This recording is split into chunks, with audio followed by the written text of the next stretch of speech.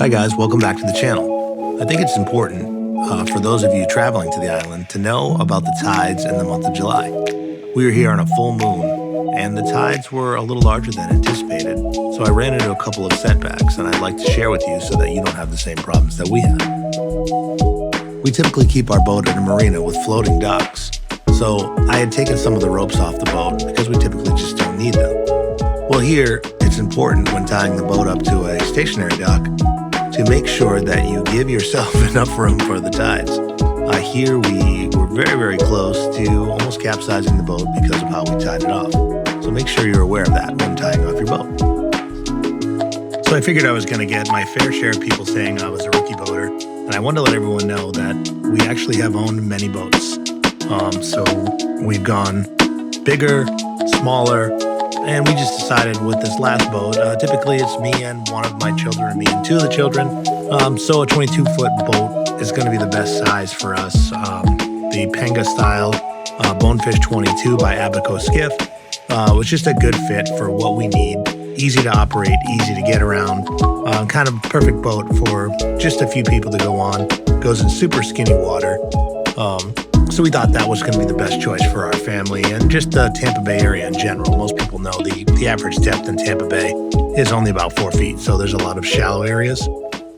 So when going out boating, typically I would check tides for fishing. That's the most accurate app.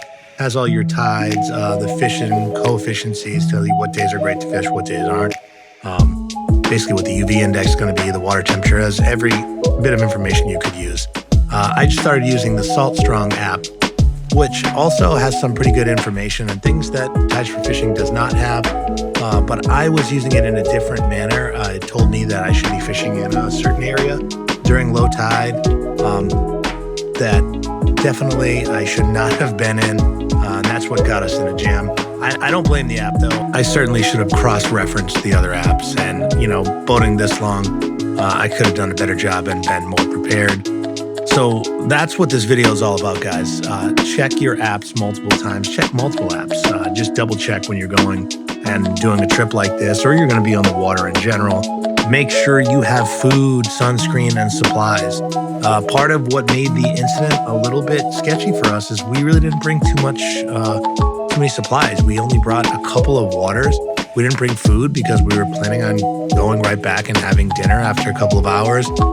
So we got stuck in the boat, had no food, barely any water, and a storm started blowing in. It started to get windy. The weather was starting to turn. So it made my son a little bit nervous. I knew we were close enough that we were going to be fine, but we really weren't prepared, and I don't recommend that. I take full responsibility for it, and that won't happen again. Super important lesson when fishing. Learn how to use your apps and check the tide.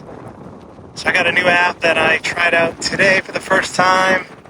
It told me to come here at low tide, and this would be a great fishing spot. Well, it's one of the larger tides in the summertime, so this tide rushed out really, really fast. We are sitting on the ground, not moving, so we're probably going to have to walk all the way over there, get picked up, and then come back in the morning to get our boat. But we'll see here shortly. Thankfully, we have Towboat USA. I put my son on my back, and we walked a couple hundred yards to the towboat, who gave us a ride back to our place. And then the next morning, they did bring us back to the boat. It made me feel a little bit better that I could see the boat from the window, and I actually could fly the drone over to it. So we checked on it a couple times, and it was perfectly fine. But just be careful. Make sure you check the tides. Make sure you know the water. Make sure you know what your boat's capable of, so that you don't fall into the same traps and issues that we had. So be safe out there. Hope these tips help you and your family so you guys can continue to keep having real good times. Please don't forget to like and subscribe.